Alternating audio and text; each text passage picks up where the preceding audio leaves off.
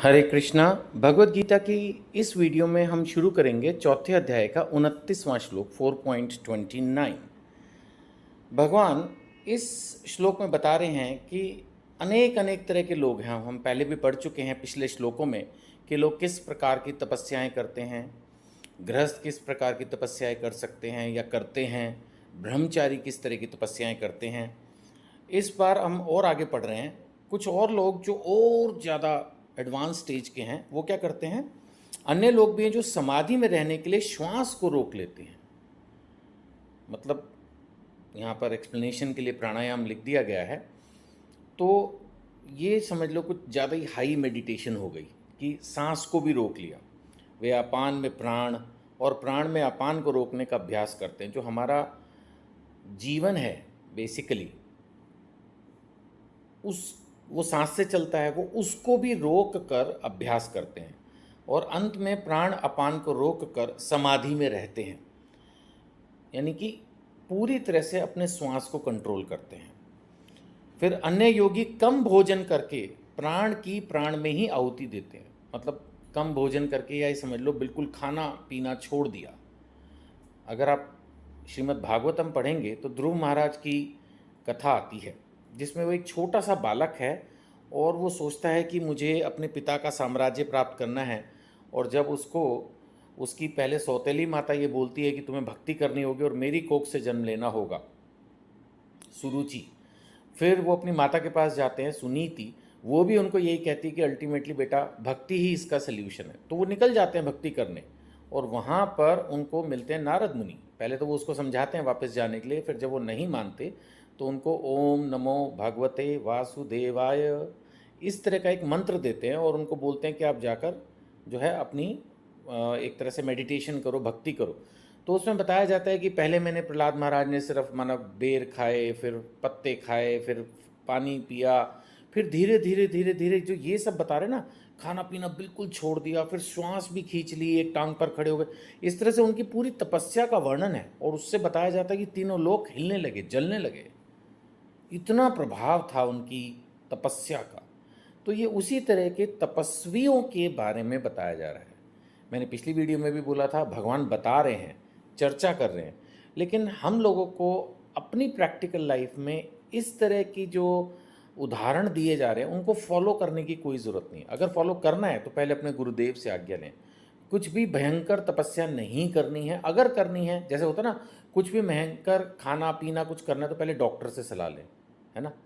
इसी तरह से इस तरह की अगर कोई चीज़ दिमाग में आ जाए कि भाई भगवत गीता में लिखी है, चलो जी मैं भी महान योगी हूँ और मैं भी इसको ट्राई करता हूँ, मैं तो क्लियरली मना कर रहा हूँ कि नहीं करना, बात ख़त्म। फिर भी आप कहो सर मैं तो आपकी नहीं मानता, तो कम से कम आप जिनको भी अपने जीवन में अपना गुरु मानते हैं, माता पिता, कोई तो बड़ा होगा, उससे सलाह लेकर ही करें। ये सब भगवान एक जनरल बातें कर रहे हैं कि क्या क्या लोग करते हैं भक्ति में आगे बढ़ने के लिए। वो अर्जुन को तो युद्ध करने के लिए कह रहे हैं, नियत कर्म करने के लिए कह रहे हैं। वो ये सब नहीं बोल रहे कि तुम श्वास रोक के बैठ जाओ अपनी। एक जनरल बातचीत चल रही है कि किस किस तरह से लोग तपस्याएं करते हैं। फिर ये सभी यज्ञ करने वाले यज्ञों का अर्थ जानने के कारण पाप कर्मों से मुक्त हो जाते हैं। जब इस तरह से मेडिटेट करते हैं भगवान के ऊपर तो उनको ये फल मिलता है कि वो पाप कर्म से मुक्त हो जाते हैं और यज्ञों के फल रूपी अमृत को चक्कर परम दिव्य आकाश की ओर बढ़ते जाते हैं। धीरे धीरे परम दिव्य आकाश की, मतलब कि उनका, जैसे मैंने आपको बोला था ना, जब हम पाप करते हैं तो हम निम्न योनि, निम्न लोकों की तरफ, नीचे की तरफ आगे बढ़ते हैं। इसी तरह से जो भक्ति में लगा है, मेडिटेशन कर रहा है, वो फिर अब दिव्य आकाश की तरफ, यानी वैकुंठ लोकों की तरफ, ब्रह्म आकाश की तरफ जो है वो आगे बढ़ता चला जाएगा। 31वें श्लोक में भगवान कह रहे हैं, हे कुरुश्रेष्ठ, जब यज्ञ के बिना मनुष्य इस लोक में या इस जीवन में ही सुखपूर्वक नहीं रह सकता तो फिर अगले जन्म में कैसे रह सकेगा। कहने का मतलब है कि जो लोग इस जन्म में कोई यज्ञ, भक्ति, दान, तपस्या, त्याग कुछ नहीं कर रहे, वो इसी जीवन में सुखी नहीं रह पाएंगे और इसके फल के आधार पर ही तो अगला जीवन मिलेगा। जब यही जीवन आपने खराब कर लिया तो अगला तो फिर ऑटोमेटिक ही खराब है।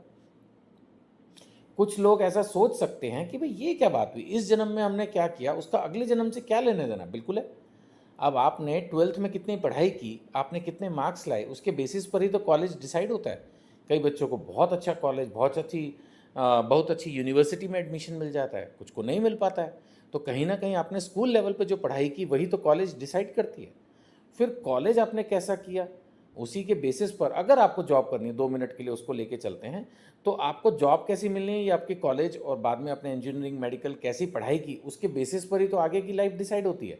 तो ये तो हम इस दुनिया में भी देखते हैं कि जो आप करते हो वही आपके आने वाले फ्यूचर को डिसाइड करता है। बिजनेसमैन को भी देख लें, जो बिजनेसमैन बहुत ईमानदारी से मेहनत से मतलब लगे रहते हैं और अपने बिजनेस को सेट कर लेते हैं, फिर कल को वही बड़ी बड़ी गाड़ियों में घूमते हैं, हवाई जहाज़ों में जाते हैं, उनके बड़े सुंदर घर होते हैं और अपनी लाइफ में वो एकदम सक्सेसफुल माने जाते हैं और सक्सेसफुल होते हैं। तो कहीं ना कहीं हमारे जो कर्म है वो हमारा फ्यूचर डिसाइड करते हैं। आध्यात्मिक स्तर पर भी यही है, हमने अपनी इस बॉडी को, इस शरीर का कैसे इस्तेमाल किया, जैसे मैंने कहा यज्ञ दान तपस्या, वही अगला जन्म डिसाइड करेगा। तो भगवान ये कह रहे हैं कि अगर आप यज्ञ वगैरह कर रहे हो तो ये जीवन भी आपका सफल और अगला भी होएगा, और नहीं किया तो ये जीवन भी खराब और अगला भी होएगा। तो ये जीवन लेकिन आपके हाथ में है। आप भगवत गीता की इस वीडियो को सुन रहे हो, इससे मैं ये मान के चल रहा हूँ कि आप डेफिनेटली अपना जीवन परिवर्तन करना चाहते हो। तो मैं ज़रूर आपको ये सजेस्ट करूँगा कि आप एक वैष्णव गुरु से दीक्षा लें। मैं किसी का नाम नहीं ले रहा, आप किसी एक वैष्णव गुरु से दीक्षा लें, शिष्य बने और सिस्टमैटिक भक्ति करें। भगवत गीता सिर्फ आपको भक्ति के लिए प्रेरित करती है, और बहुत कुछ है इसके आगे जो आपको समझना होगा, सीखना होगा और प्रैक्टिकली करना होगा, और उसके लिए चाहिए होगा भक्तों का संग और एक वैष्णव गुरु से दीक्षा। ये चीज़ें ज़रूरी हैं, इनको आप अपने जीवन में करने के बारे में एटलीस्ट सोचें। अगर आज एकदम नहीं कर सकते, स्थिति नहीं लगती या अभी उतनी डेडिकेशन नहीं है, कोई बात नहीं, आप पढ़ते जाइए भगवत गीता। और अल्टीमेटली लेकिन ये याद रखिएगा कि आपको एक वैष्णव गुरु से दीक्षा लेनी है, और वो मतलब गुरु आप चुनेंगे, मैं कभी भी सजेस्ट नहीं करूँगा। आप मेरे को फ़ोन करके भी पूछेंगे, मैं किसी का नाम नहीं बताऊँगा, वो आपने चुनना है। लेकिन एक गुरु से आपको दीक्षा लेनी है और भक्तों का संग करते हुए आपको भक्ति में आगे बढ़ना है। उससे ये जीवन भी सुखी होगा और अगला जीवन भी आध्यात्मिक जीवन होगा, जिसमें जन्म मृत्यु, बीमारी और बुढ़ापा आपको तंग नहीं करेंगे। 32वां श्लोक, ये विभिन्न प्रकार के यज्ञ वेद सम्मत हैं, सभी विभिन्न प्रकार के कर्मों से उत्पन्न हैं। इन्हें इस रूप में जानने पर तुम मुक्त, एक्चुअली जानने से मुक्त हो जाओगे नहीं है, वेदों में जो कुछ लिखा है जब आप उसको समझेंगे, शास्त्रों में जो कुछ है, गुरु की आज्ञा जो है, जब आप उस तरह से यज्ञ करेंगे, यानी हरि नाम लेंगे, व्रत करेंगे, जैसा मैं हमेशा बार बार बोलता हूँ, जो भी विधियाँ हैं भक्ति की, है ना, श्रवण करेंगे, कीर्तन करेंगे, भगवान की सेवा, भक्तों की सेवा करेंगे, उनके रूप नाम गुण लीला पर चर्चा करेंगे, है ना, पूजा अर्चना करेंगे, नवदा भक्ति भी है। तो जब आप ये सारे कार्य करेंगे तब जानने से भी मुक्ति हो जाएगी, ऐसा नहीं, करेंगे भी, क्योंकि जब आप जान जाओगे उसकी इंपॉर्टेंस को तो करोगे। तो अल्टीमेटली फिर आपको इस बात के बेसिस पर ये भगवान कह रहे हैं कि आप मुक्त हो जाएंगे। हरे कृष्णा।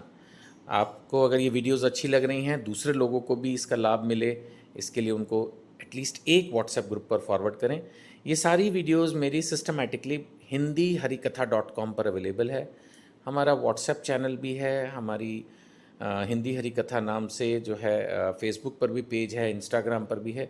आप जिस भी चैनल को ज़्यादा यूज़ करते हैं उस पर इन वीडियोस को देख सकते हैं, सुन सकते हैं। हरे कृष्णा।